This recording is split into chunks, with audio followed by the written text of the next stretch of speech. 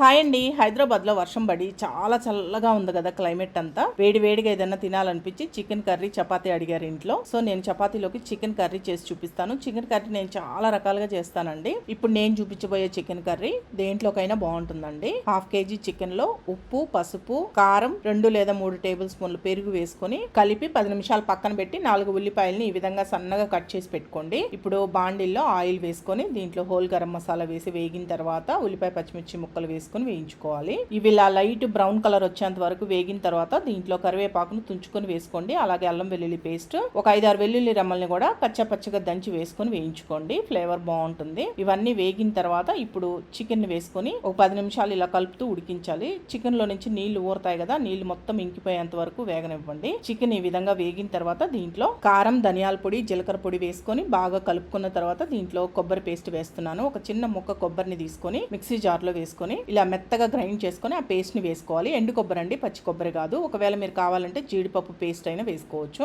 ఇలా oil separate అయ్యేంత వరకు వేగిన తర్వాత దీంట్లో నీళ్లు పోసి ఒకసారి కలిపి మీ రుచికి సరిపడా సాల్ట్ వేసుకొని కలుపుకొని మూత పెట్టేసి ఉడికించండి. కూర అనేది సగం వరకు ఉడికిన తర్వాత దీంట్లో గరం మసాలా పొడి, కసూరి మేతి వేసుకొని మొత్తం ఒకసారి బాగా కలిపి మళ్ళీ మూత పెట్టేసి ఆయిల్ సపరేట్ అయ్యేంత వరకు ఫ్లేమ్ ని లో ఫ్లేమ్ లో పెట్టి ఉడికించండి. కూర ఇలా ఉడికి చిక్కబడిన తర్వాత స్టవ్ ఆఫ్ చేసేసి కొత్తిమీర చల్లుకొని వేడి వేడిగా చపాతీలో వేసుకొని తినండి. అదిరిపోతుంది.